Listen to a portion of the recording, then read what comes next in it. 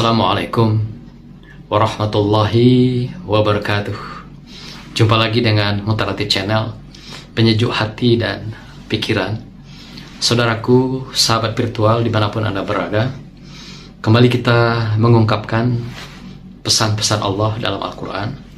Surah Ali Imran ayat 165, Allah katakan,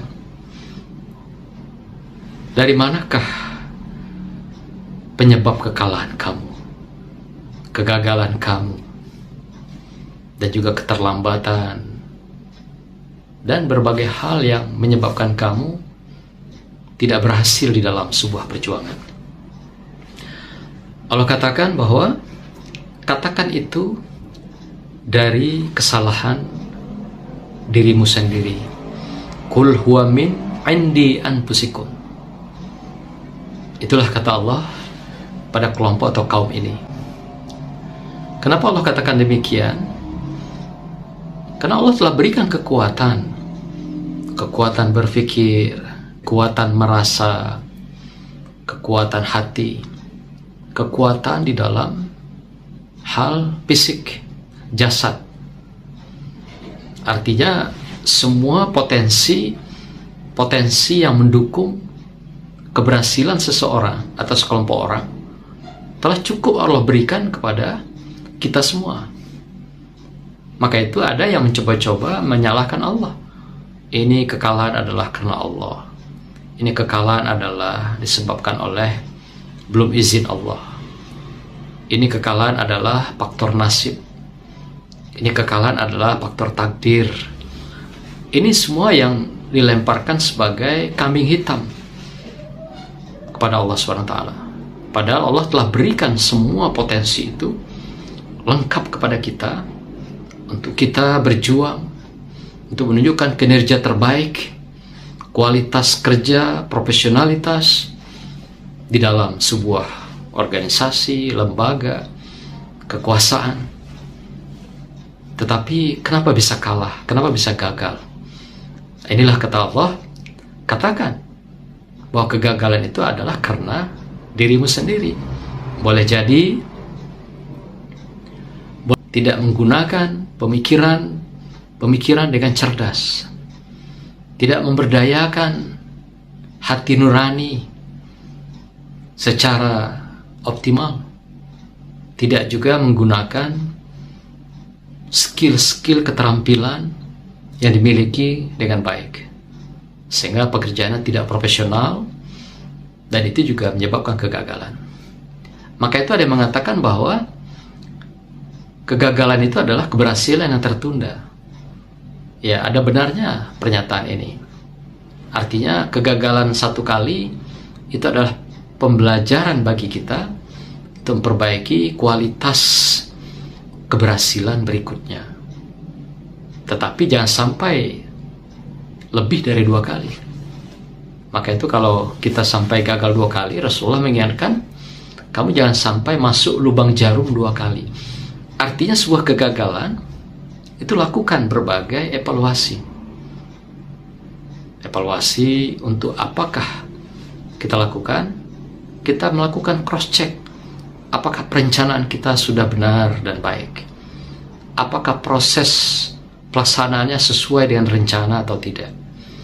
Apakah proses dan rencana yang dilaksanakan itu ada kontrol atau tidak? Sehingga ketiga aspek ini dalam manajemen dikenal dengan satu kesatuan: rencana, pelaksanaan, dan kontrol. Sehingga kita pada akhirnya mengambil sebuah sikap evaluasi untuk melakukan pembenahan, perbaikan dari apa yang kita lakukan. Dalam pandangan agama melihat adalah bahwa sistemnya harus ditata, sistem spiritualnya. Doanya harus dimantapkan. Apakah dengan bangun di tengah malam, dengan khusyuk, berdoa dan berzikir pada Allah, berharap kita bisa merencanakan, melaksanakan, dan mudah-mudahan insya Allah menghasilkan sesuatu yang terbaik sesuai dengan rencana, sesuai dengan tujuan dan harapan kita. Kemudian doa-doa itu diikuti dengan ikhtiar kita, yaitu usaha-usaha kita yang real, terukur, dan sehingga apa yang kita rencanakan bisa dilaksanakan dengan baik. Dan setiap pelaksanaan ada kontrol, ada evaluasi, dan ada feedback kembali ke rencana apakah sesuai atau tidak. Maka itu dalam bahasa manajemen dikenal dengan adanya efektivitas dan efisiensi. Kalau dia sudah efektif dan efisien, tentulah dia produktif dan menghasilkan sesuatu yang terbaik. Nah, maka itu Allah sebenarnya prinsipnya sudah memberikan bekal, kecakapan, dan berbagai kekuatan pada kita untuk mencapai keberhasilan itu. Di ujung ayat ini Allah katakan, innallaha ala kulli syai'in qadir. Sesungguhnya Allah Maha Kuasa atas segalanya. Jadi Allah sudah memberikan seperangkat bekal pada kita untuk sukses, untuk berhasil. Tapi kenapa kenyataannya ada yang gagal?